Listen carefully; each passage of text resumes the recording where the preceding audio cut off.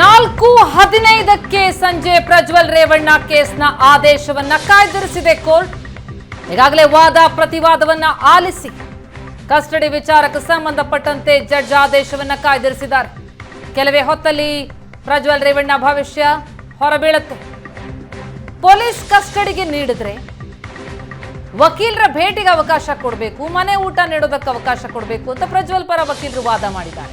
14 ದಿನ ಯಾಕೆ, 1 ದಿನ ಕಸ್ಟಡಿ ಕೊಡಿ ಎನ್ನುವಂಥದ್ದು ಪ್ರಜ್ವಲ್ ಪರ ವಕೀಲರು ವಾದ. ಕೇಸ್ನ ಗಂಭೀರತೆ ಏನು, 14 ದಿನ ಯಾಕಾಗಬೇಕು ಅನ್ನೋದು ಎಸ್ಐಟಿ ಪರ ಎಸ್ಪಿಪಿ ವಾದ. ವಾದ ಪ್ರತಿವಾದ ಅಂತ್ಯ ಆಗಿದ್ದು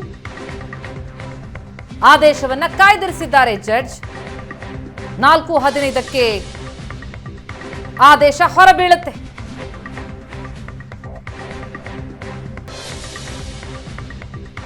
ಕೆಲವೇ ಹೊತ್ತಲ್ಲೇ ಸಂಸದ ಪ್ರಜ್ವಲ್ ರೇವಣ್ಣ ಎಸ್ಐಟಿ ಕಸ್ಟಡಿಗೆ ಒಳಪಡ್ತಾರಾಗಿಲ್ವಾ ಅನ್ನೋದು ಸ್ಪಷ್ಟವಾಗುತ್ತೆ.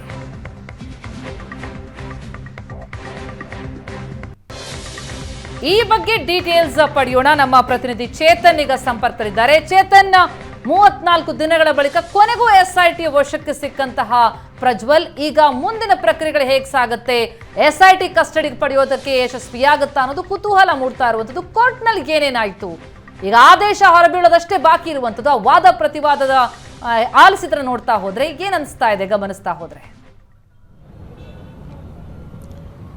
ಪ್ರತಿಮಾ, ಇವಾಗ ಆಲ್ರೆಡಿ ವಾದ ಮತ್ತು ಪ್ರತಿವಾದ ಅಂದರೆ ಈ ಒಂದು ಪ್ರಕರಣದಲ್ಲಿ ಎಸ್ಪಿಪಿ ವಾದವು ಕೂಡ ಪರಿಗಣಿಸಿದ್ದಾರೆ. ಮತ್ತು ಪ್ರಜ್ವಲ್ ರೇವಣ್ಣ ಪರ ವಕೀಲ ಅರುಣ್ ಏನಿದ್ದಾರೆ ಅವರು ಕೂಡ ಪ್ರತಿವಾದವನ್ನು ಮಾಡಿರುವಂಥದ್ದು. ಇವಾಗ ಆಲ್ರೆಡಿ ವಾದ ಮತ್ತು ಪ್ರತಿವಾದ ಎರಡೂ ಕೂಡ ಮುಕ್ತಾಯಗೊಂಡಿದೆ.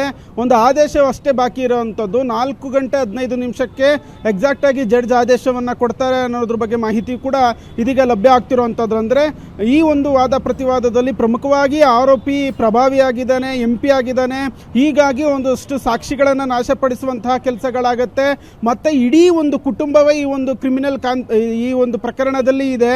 ಹೀಗಾಗಿ ಒಂದು ಅವರನ್ನ ಪೊಲೀಸ್ ಕಸ್ಟಡಿಗೆ ಕೊಡಬೇಕು ಅನ್ನೋ ಒಂದು ವಾದವನ್ನ SPP ಮಾಡಿದ್ರು. ಅದು ಅಲ್ಲದೆ 14 ದಿನಗಳ ಕಾಲ ಅವರನ್ನ ಕಸ್ಟಡಿ ಕೊಡಬೇಕು ಅನ್ನೋ ಒಂದು ವಾದವನ್ನ SPP ಅವರು ಮಾಡಿರುವಂಥದ್ದು. ಅಂದರೆ ಒಂದು ವೇಳೆ ಏನಾದರೂ ಇವ್ರಿಗೆ ಒಂದು JC ಕೊಟ್ಟರೆ ಬೇರೆ ಪ್ರಭಾವವನ್ನು ಬಳಸಿ ಸಾಕ್ಷಿನಾಶ ಇರ್ಬೋದು, ಮತ್ತು ಬೇರೆ ಬೇರೆ ಇನ್ನಿತರ ಸಾಕ್ಷಿನಾಶ ಮತ್ತು ಸಂತ್ರಸ್ತೆಯರಿಗೆ ಒಂದು ಬೆದರಿಸುವಂತಹ ಒಂದು ಕೆಲಸಕ್ಕೂ ಕೂಡ ಇವರು ಮುಂದಾಗ್ಬೋದು. ಹೀಗಾಗಿ ಅವರನ್ನು ಕಸ್ಟಡಿ ಕೊಡಬೇಕು. ಅದು ಅಲ್ದಿರೋಂಥ ಇದು ಒಂದಷ್ಟು ಮಹಾಜರು ಪ್ರಕ್ರಿಯೆ. ಅಂದರೆ ಯಾವುದೇ ವ್ಯಕ್ತಿ ಅರೆಸ್ಟ್ ಆದ ನಂತರ ಆತನ ಮೇಲೆ ಇರುವಂತಹ ಆರೋಪಕ್ಕೆ ಒಂದಷ್ಟು ಮಹಾಜರು ಆತನನ್ನು ಕರ್ಕೊಂಡೋಗಿ ಎಲ್ಲೆಲ್ಲಿ ಒಂದು ಆರೋಪವನ್ನು ಮಾಡಿದ ಅಲ್ಲೆಲ್ಲವೂ ಕೂಡ ಒಂದು ಮಹಾಜರು ಮಾಡುವಂತಹ ಒಂದು ಪ್ರಕ್ರಿಯೆ ಬಾಕಿ ಇರುತ್ತೆ. SIT ಅಧಿಕಾರಿಗಳು ಇದೆಲ್ಲವನ್ನು ಕೂಡ ಮಾಡಬೇಕು. ಇಡೀ ಓವರಾಲ್ ಈ ಪ್ರಕರಣದಲ್ಲಿ ಹೊಳೆನರಸೀಪುರ, ಬೆಂಗಳೂರು ಸೇರಿದಂತೆ ನಾನಾ ಕಡೆ ಈ ಒಂದು ಕೃತ್ಯ ಈ ಆರೋಪಿ ಎಸಗಿದ್ದಾನೆ ಅನ್ನೋದ್ರ ಬಗ್ಗೆ SIT ಆರೋಪವನ್ನು ಮಾಡ್ತಿರೋವಂಥದ್ದು. ಹೀಗಾಗಿ ಮಹಾಜರು ಪ್ರಕ್ರಿಯೆ ಬಾಕಿ ಇದೆ. ಹಾಸನಕ್ಕೂ ಕೂಡ ಆತನನ್ನು ಕರ್ಕೊಂಡು ಹೋಗಬೇಕು. ಬೆಂಗಳೂರಿನ ಬಸವ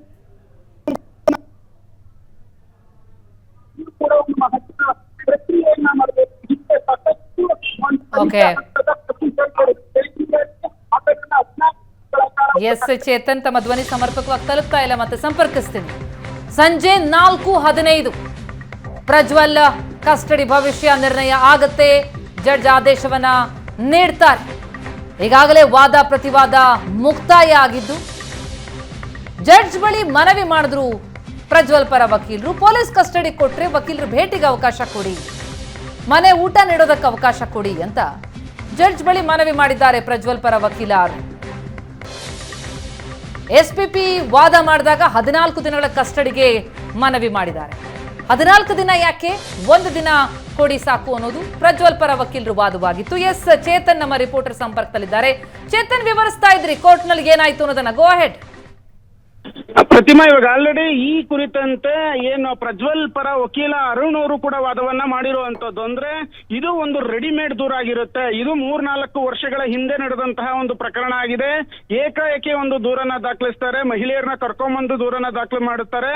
ಮತ್ತೆ ಮಹಿಳೆಯರಿಗೆ ಯಾವ ರೀತಿ ಒಂದು ದೂರನ್ನ ಕೊಡಬೇಕು ಅನ್ನೋದೇ ಗೊತ್ತಿರಲ್ಲ. ಇವರೇ ಒಂದು ರೆಡಿಮೇಡ್ ದೂರನ್ನ ಮಾಡ್ಕೊಂಡು ಈ ರೀತಿ ಒಂದು ನಮ್ಮ ಕ್ಲೈಂಟ್ ವಿರುದ್ಧ ಈ ರೀತಿಯಾದಂತಹ ಒಂದು ಆರೋಪಗಳನ್ನ ಮಾಡಿದ್ದಾರೆ.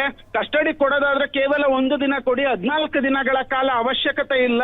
ಮತ್ತೆ ಎಲ್ಲಾ ತನಿಖೆಗೂ ಕೂಡ ನಮ್ಮ ಕಕ್ಷಿದಾರ ಪ್ರಜ್ವಲ್ ರೇವಣ್ಣ ಬೆಂಬಲಿಸ್ತಾರೆ ಅನ್ನೋ ಒಂದು ಮಾತನ್ನು ಕೂಡ ಅವ್ರು ಹೇಳಿರುವಂತದ್ದು. ಅದಲ್ದಿರ ಒಂದಷ್ಟು ಕಂಡೀಷನ್ಸ್ ಕೂಡ ಹಾಕಿದ್ದಾರೆ. ಪೊಲೀಸ್ ಕಸ್ಟಡಿಗೆ ಅಂದ್ರೆ ಏನಾದ್ರೂ ಕೊಟ್ರೆ ಅವರನ್ನ ಇದು ದಿನಕ್ಕೆ ಒಂದು ಬಾರಿ ಒಂದು ವಕೀಲರನ್ನ ಭೇಟಿ ಆಗೋದಕ್ಕೆ ಅವಕಾಶವನ್ನ ಕೊಡಬೇಕು, ಮತ್ತೆ ಮನೆ ಊಟವನ್ನ ಮಾಡೋದಕ್ಕೆ ಅವ್ರಿಗೆ ಒಂದು ಅವಕಾಶವನ್ನ ಕೊಡಬೇಕು ಅನ್ನೋ ಒಂದು ವಾದವನ್ನ ಪ್ರಜ್ವಲ್ ಪರ ವಕೀಲ ಅರುಣ್ ಅವರು ಮಾಡಿರುವಂತದ್ದು. ಹೀಗಾಗಿ ವಾದ ಮತ್ತು ಪ್ರತಿವಾದ ಎರಡನ್ನೂ ಕೂಡ ಆಲಿಸಿರುವಂತಹ ಜಡ್ಜ್ 4 ಕಾಲಿಗೆ ಅಂದ್ರೆ 4 ಗಂಟೆ 15 ನಿಮಿಷಕ್ಕೆ ಒಂದು ಆರ್ಡರ್ ಅನ್ನ ಕೊಡ್ತಾರೆ. ಎಲ್ಲಾ ರೀತಿಯಲ್ಲೂ ಕೂಡ ಸಿದ್ಧತೆಯನ್ನ ಮಾಡ್ಕೊಂಡಿರುವಂತದ್ದು. ಮತ್ತೆ SPP ವಾದವನ್ನು ಕೂಡ ಆಲಿಸಿದ್ದಾರೆ. ಪ್ರಜ್ವಲ್ ರೇವಣ್ಣ ಪರ ವಕೀಲರ ವಾದವನ್ನು ಕೂಡ ಆಲಿಸಿರುವಂತದ್ದು. ಯಾವ ರೀತಿ ಒಂದು ತೀರ್ಮಾನ ಕೊಡ್ತಾರೆ ಅನ್ನೋದನ್ನು ಕಾದ್ ನೋಡ್ಬೇಕಾಗುತ್ತೆ. ಅದಲ್ದಿರ ಪ್ರಕರಣದಲ್ಲಿ ಸಾಕಷ್ಟು ಒಂದು ಮಹಜರು ಪ್ರಕ್ರಿಯೆ ಮತ್ತೆ ಸಂತ್ರಸ್ತೆಯರ ಎದುರು ಬದುರು ಕೂರಿಸಿ ಪ್ರಜ್ವಲ್ ರೇವಣ್ಣ ವಿಚಾರಣೆ ಸಾಕಷ್ಟು ಬ್ಯಾಲೆನ್ಸ್ ಇದೆ. ಅಂದ್ರೆ ಹೊಳೆ ನರಸೀಪುರ ಕೇಸ್ ಇರ್ಬೋದು, CID ಅಲ್ಲಿ ಏನ್ 2 FIR ದಾಖಲಾಗಿತ್ತು, ಆ FIR ಸಂಬಂಧಪಟ್ಟಂತೆಯೂ ಕೂಡ ಒಂದಷ್ಟು ಏನ್ ಹೇಳಿಕೆಗಳನ್ನ ಮತ್ತೆ ಮಹಜರು ಪ್ರಕ್ರಿಯೆ ಒಂದು ಸಾಕ್ಷಿಗಳ ವಿಚಾರಣೆ ಬಾಕಿ ಇದೆ. ಹೀಗಾಗಿ ಒಂದು ಪೊಲೀಸ್ ಕಸ್ಟಡಿಗೆ ಕೊಡುವಂತಹ ಎಲ್ಲಾ ಸಾಧ್ಯತೆಗಳು ಸಹ ಇರುವಂತದ್ದು. ಆದ್ರೆ ಏನಾಗುತ್ತೆ ಅನ್ನೋದನ್ನ ಕಾದ್ ನೋಡ್ಬೇಕಾಗತ್ತೆ. 4 ಗಂಟೆ 15 ನಿಮಿಷಕ್ಕೆ ಕರೆಕ್ಟ್ ಆಗಿ ಜಡ್ಜಿ ಈ ಬಗ್ಗೆ ಒಂದು ಆದೇಶವನ್ನ ಕೊಡಲಿದ್ದಾರೆ. ಪ್ರತಿಮಾ, ವಾದ ಪ್ರತಿವಾದವನ್ನ ಗಮನಿಸ್ತಾ ಹೋದಾಗ SPP ವಾದ ಭಾರಿ ಕಟುವಾಗಿ ಅವರು ಮಾತನಾಡ್ತಾ ಇದ್ರು. ಜೊತೆಗೆ ಪ್ರಜ್ವಲ್ ಒಬ್ಬ ಕಾಮುಕ ಅನ್ನುವಂಥ ಶಬ್ದಗಳನ್ನೆಲ್ಲ ಏನು ಬಳಸಿದ್ರು, ವಿಕೃತ ಕಾಮಿ ಅನ್ನುವಂಥ ಶಬ್ದಗಳು, ಅದಕ್ಕೆಲ್ಲ ಆಕ್ಷೇಪಗಳು ವ್ಯಕ್ತ ಆಯಿತು ಪ್ರಜ್ವಲ್ ಪರ ವಕೀಲರಿಂದ. ಭಾರಿ ಹೀಟೆಡ್ ಆರ್ಗ್ಯುಮೆಂಟ್ ನಡೆದದ್ದು ಅಂತ. ಎಸ್ ಎಕ್ಸಾಕ್ಟ್ಲಿ ಪ್ರತಿಮೆ. ಯಾಕಂದ್ರೆ ಇವರು ಸ್ವಲ್ಪ ಹಾರ್ಷ್ ಆಗಿ ಅಂದ್ರೆ SPP ಹಾರ್ಷ್ ಆಗಿ ಒಂದು ವಾದವನ್ನ ಮಾಡೋದಕ್ಕೆ ಶುರು ಮಾಡಿದ್ರು. ಯಾಕಂದ್ರೆ ಈ ಇಡೀ ಪ್ರಕರಣದಲ್ಲಿ ಮದರ್ ಡಿವೈಸ್ ಅನ್ನ ವಶಕ್ಕೆ ಪಡೆಯುವಂತ ಅವಶ್ಯಕತೆ ಇದೆ. ಈತನ ಡ್ರೈವರ್ ನ ಮೊಬೈಲ್ ಮಾತ್ರ ರಿಕವರಿ ಮಾಡಲಾಗಿದೆ ಈ ಒಂದು ಪ್ರಕರಣದಲ್ಲಿ. ಇಡೀ ಪ್ರಕರಣದಲ್ಲಿ ಆ ಮೊಬೈಲ್ ನಲ್ಲಿ ಸಾಕಷ್ಟು ಒಂದು ಸಂತ್ರಸ್ತಿಯರ ವಿಡಿಯೋಗಳಿದೆ ಅಂತ ಒಂದಷ್ಟು ವಾದವನ್ನ ಮುಂದಿಟ್ರು. ಅಂದ್ರೆ ಈ ಒಂದು ಹಾರ್ಷ್ ಆಗಿ ಒಂದು ವಾದವನ್ನ ಮಾಡೋದಕ್ಕೆ SPP ಕೂಡ ಮುಂದಾಗಿರುವಂತದ್ದು. ರೈಟ್ ಚೇತನ್, ನೋಡೋಣ 4:15ಕ್ಕೆ ಏನ್ ಆದೇಶ ಬರುತ್ತೆ ಅಂತ. Thank you Chetan.